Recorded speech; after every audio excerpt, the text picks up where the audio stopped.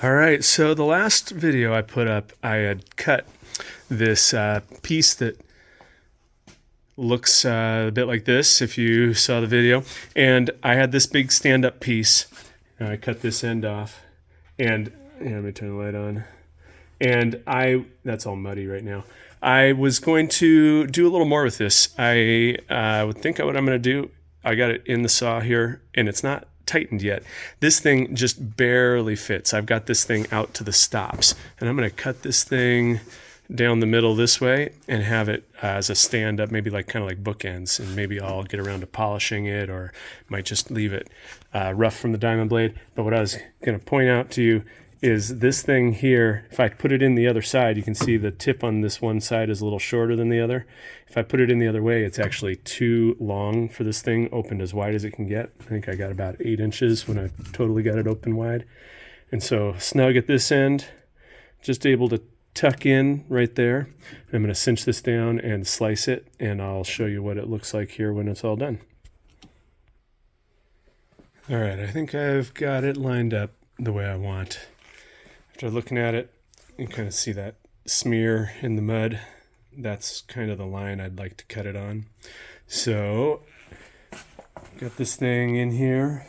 Want to come in on this end and have it break off back here. I was worried if I cut it through the other way, leave all the weight on a small piece, and it might snap and make the top have a little bit of a spot where the break happens. You know, the weight of the rock on the blade, right? The last thing when it snaps off, it sometimes leaves a little bit of the rock sticking out past where the blade would have cut.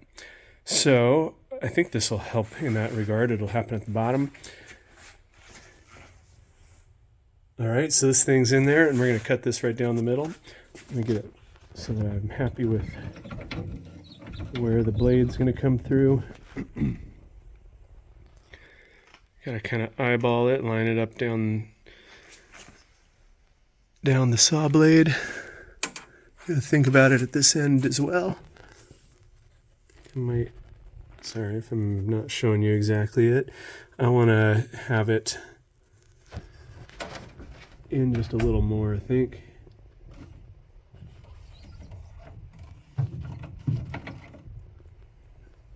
At the top, it's a decent little spot to be. All right, and we'll get it going, and we'll check in as it goes. All right, there it goes.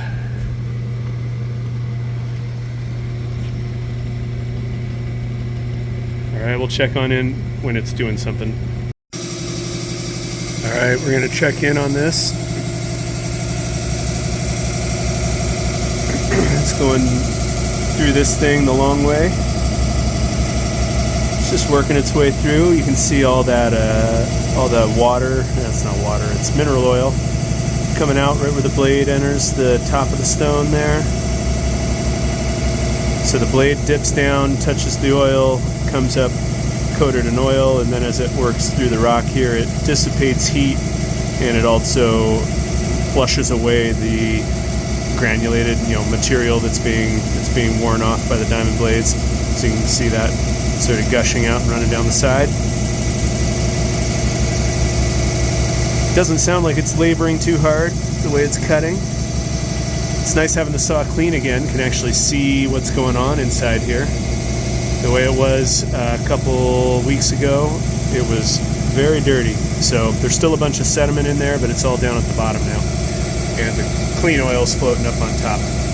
Here, let's peek in from above. Lay it over on the side here.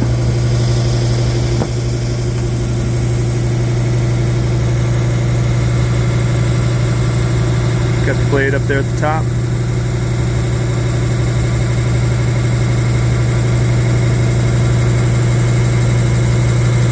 Like I say, it seems to be cutting pretty smoothly. It's not often, it's even just a little noisier than this. So it's going through it nicely. Check in again later.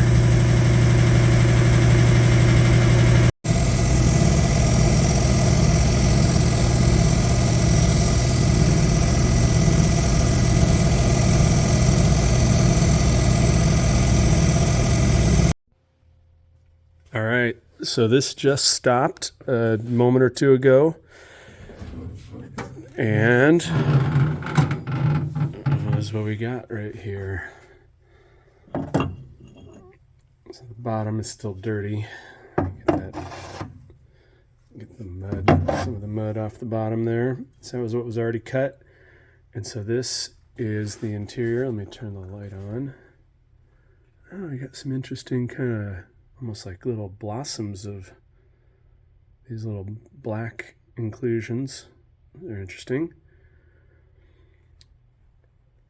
All right, I don't know, maybe this really petrified wood? That's what I thought it was to begin with. And then I thought it was the other stuff. I think it is petrified wood.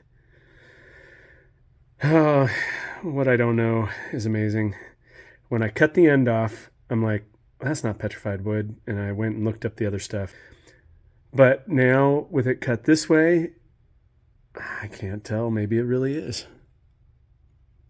I don't know, but let's see what the other piece is. Enough of me just sitting here wondering if I am totally misjudging what I have. That's the other piece. That looks kind of good, those two together. So that's in the vise still. Let's take this out. See how they look when they're lined up.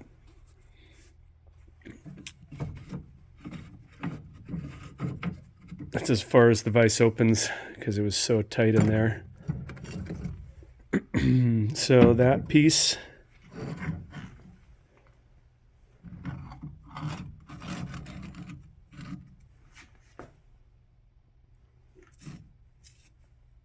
and this piece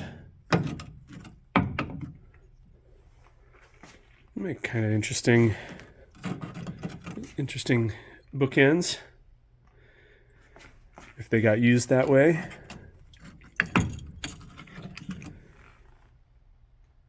Looks like this, kind of split here at the top. I could have cut it closer to this end. I was looking at the base as much as the top when I was deciding. Looking at this side, that kind of has that nature of, like, this is what made me think it's wood too, is it's like, you know, that's like an inner piece of the tree and the kind of outside bark had pulled away. Yeah, if I were going to cut it again, I might go a little further over to this side, but then the bases would be different by a lot more. Whatever, it came out good. One narrow side a little more than the other, just through the nature of the way it got cut.